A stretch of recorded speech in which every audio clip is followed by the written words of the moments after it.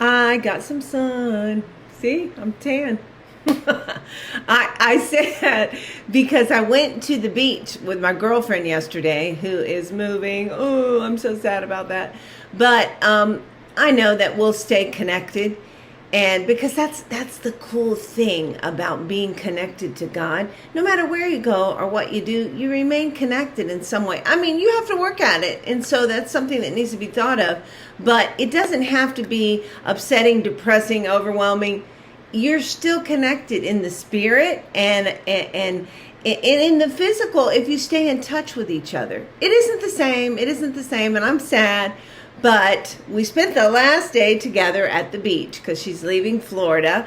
And so her two favorite things, to be with me and to be at the beach. Anyway, we were out in the water. And she was floating, and she had her head up a little bit, and her body was floating. So she was kind of like fake floating. And so I thought, let me float. So I laid, and I just laid completely back. And as I laid there, and the water covered my ears, and all I could hear was my breathing, I thought, floating is so unusual. And the Lord began to speak to me. See, God is talking all the time. And the question is, are we listening? And so I said, let me lay here a minute and hear what God has to say.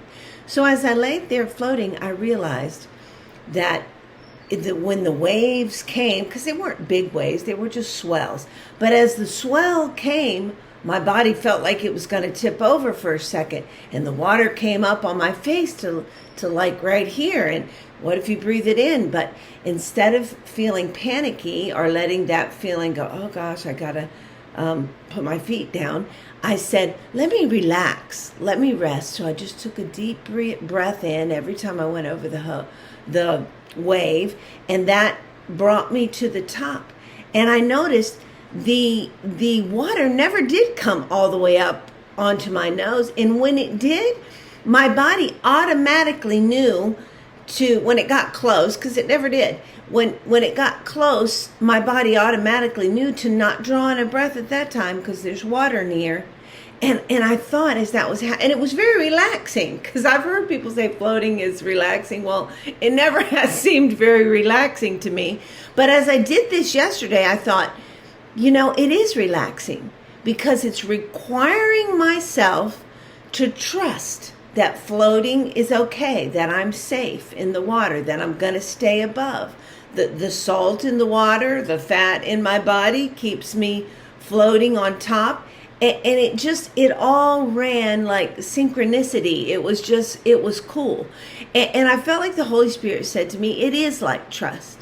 It's like trust because no matter what waves come, no matter what children or things are happening around you, if you'll just ignore all that and breathe in my presence and be still and trust, you'll stay afloat.